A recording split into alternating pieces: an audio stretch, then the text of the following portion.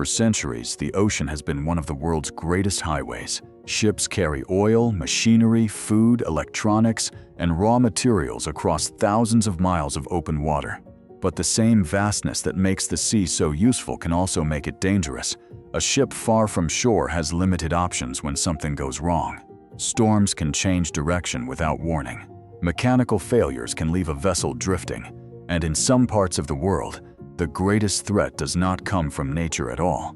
It comes from people. For years, one of the most dangerous maritime threats was concentrated off the coast of Somalia, particularly around the Gulf of Aden and the Western Indian Ocean. The location was not accidental. The Gulf of Aden is one of the world's most important maritime corridors, connecting the Indian Ocean with the Red Sea. From there, ships can enter the Suez Canal and continue toward the Mediterranean, making it a critical link between Asian, Middle Eastern, European, and global markets. Millions of barrels of oil and enormous quantities of commercial cargo pass through this region. And where there is valuable cargo, there is an opportunity for criminals willing to take enormous risks. Somali piracy became internationally notorious in the 2000s, but piracy itself was nothing new. For thousands of years, sailors and merchants have faced the threat of armed groups attacking vessels at sea. What changed in the modern era was the technology, the value of the cargo, and the ability of relatively small groups to threaten enormous commercial ships. Modern cargo vessels can be hundreds of feet long and carry cargo worth millions of dollars. Yet their crews are often surprisingly small. That creates a dangerous imbalance. A handful of armed attackers in fast boats can threaten a vessel carrying thousands of tons of cargo and a crew that may have nowhere to escape. And in many pirate attacks, the objective was not simply to steal the cargo. The real prize was the people. If pirates could seize control of a vessel or capture its crew, they could demand a ransom from the shipping company.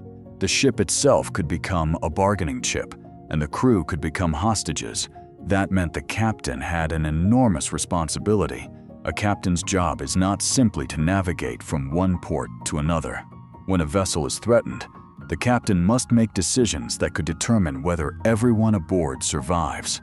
And one of the most important decisions is what to do before the pirates ever reach the ship.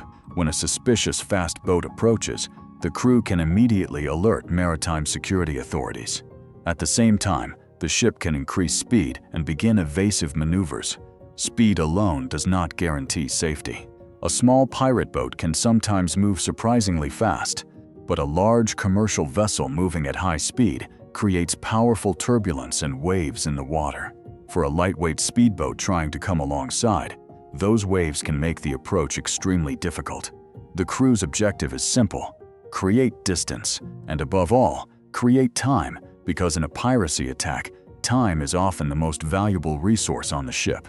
The longer pirates remain outside the vessel, the greater the chance that military or maritime security forces will arrive.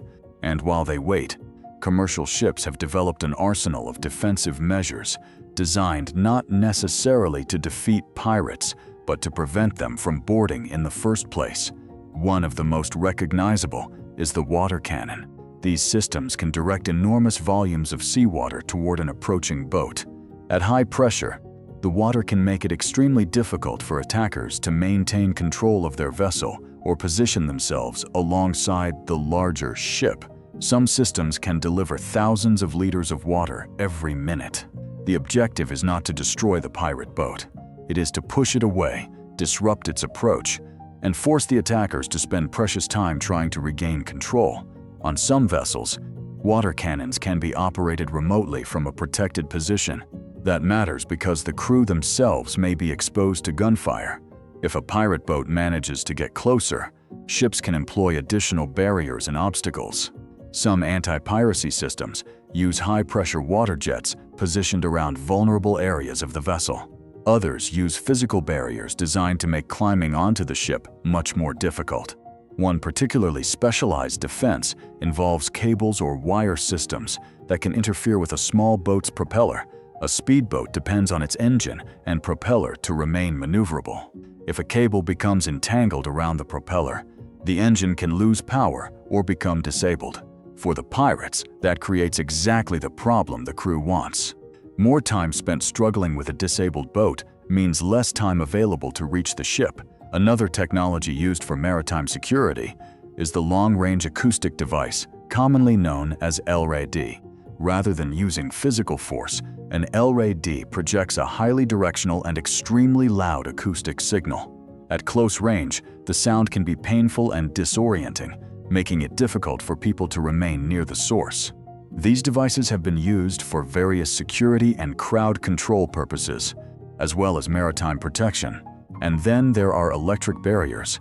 Some ships have used electrified fencing around vulnerable boarding points.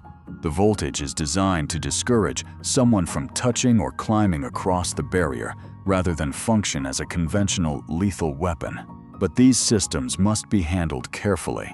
They can create hazards not only for attackers, but also for crew members and even animals that come into contact with them. For that reason, anti-boarding equipment is generally deployed as part of a broader security plan rather than treated as a single solution. The principle behind all of these defenses is the same. Do not let the attackers gain control of the ship, because once pirates successfully board a commercial vessel, the situation can change within minutes. And one of the most famous examples of what happens when that line is crossed occurred in April 2009. The ship was the Maersk Alabama, an American-flagged container ship carrying humanitarian and commercial cargo. It was traveling through the waters off Somalia on its way toward Mombasa, Kenya. On the 8th of April, a group of Somali pirates approached the vessel in a small boat. The crew spotted them. The ship increased speed and used defensive measures to make boarding more difficult. Alarms were raised, evasive maneuvers were carried out, and the crew attempted to secure the vessel. But the attackers managed to reach the ship. Several pirates climbed aboard. The crew had prepared for the possibility of an attack, and some members were able to retreat to a secured area of the vessel. But the pirates managed to capture the ship's captain, Richard Phillips, and suddenly, the objective was no longer the cargo. It was the captain himself. The pirates forced Phillips into one of the ship's lifeboats and took him away from the Maersk Alabama. The lifeboat was small, enclosed, and equipped with limited supplies and fuel. The pirates demanded a ransom and attempted to reach the Somali coast with their hostage. But the American military was already responding. U.S. Navy ships moved into the area, and aircraft monitored the lifeboat from above. The problem was extraordinarily delicate. The military could not simply destroy the lifeboat. Captain Phillips was inside. Any mistake could kill him. So instead, the American forces focused on preventing the pirates from reaching the shore. If the lifeboat reached the Somali coastline, the situation could become dramatically more difficult.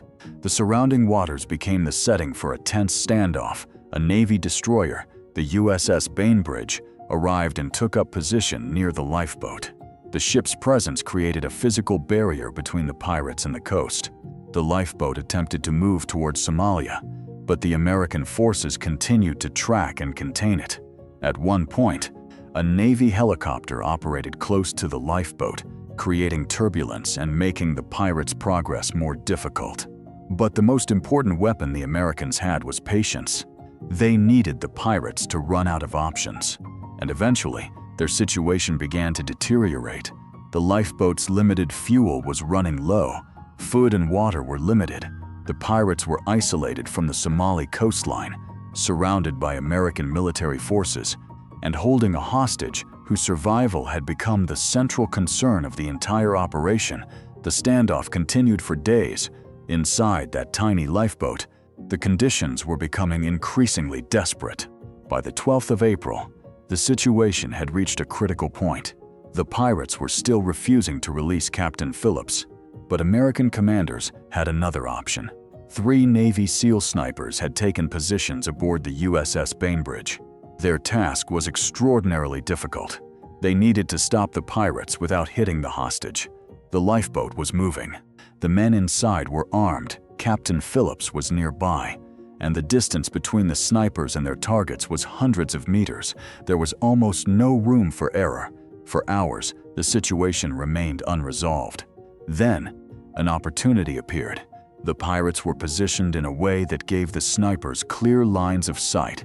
At essentially the same moment, all 3 snipers fired. 3 pirates were killed. Captain Phillips survived. A 4th pirate, who had been aboard the USS Bainbridge during negotiations, was taken into custody. The confrontation ended almost as quickly as it had begun. After days of uncertainty, the captain was finally safe. The rescue of Richard Phillips became one of the most widely known modern examples of a hostage situation at sea, and the Maersk Alabama incident highlighted a reality that shipping companies had understood for years. The ocean may look empty, but it is not necessarily safe. A commercial vessel can travel for thousands of miles without seeing another ship, yet the moment a fast boat appears on the horizon, an ordinary voyage can become a fight for survival. Somali piracy also demonstrated how vulnerable global trade can be. The ships involved were enormous. The cargo was worth millions. The routes connected continents and economies around the world. Yet the threat could come from a few men in a small boat. That imbalance forced the maritime industry to rethink security. Shipping companies strengthened watch procedures. Crews received additional training. Ships adopted physical barriers, water-based defenses, alarms, citadels, and other protective measures. International naval forces also increased patrols in the region, and gradually, the number of successful pirate attacks in the Gulf of Aden and surrounding waters fell dramatically from the peak years of Somali piracy. But the underlying lesson remains. Modern technology has transformed the ocean. It has made ships faster, navigation more precise, communication almost instantaneous, and maritime security more sophisticated. Yet none of those advances has completely removed the fundamental vulnerability of a vessel at sea. A ship can be enormous and still be isolated. A crew can be highly trained and still be outnumbered. And a journey carrying millions of dollars in cargo can depend, in the end, on something as simple as time. Time for the crew to react, time for defenses to work, time for authorities to arrive, and, in the most dangerous situations, time for the people holding the ship or its crew hostage to make a mistake. The story of Somali piracy is therefore not simply a story about criminals attacking ships. It is a story about how fragile the world's maritime supply chains can become when security, geography, economics, and human decisions collide on the open sea. And somewhere between the ports, the cargo routes, and the vast empty spaces of the Indian Ocean, that reality continues to shape the way the world moves. If you enjoyed this documentary and want to uncover more of the world's most fascinating stories, subscribe to Nova Reports. We bring you compelling documentaries about history, mysteries, technology, disasters, and the events that shaped our world. If this story gave you a new perspective on what happens beyond the horizon, hit the like button, share this video, and subscribe to Nova Reports for more. Thanks for watching, and we'll see you in the next documentary.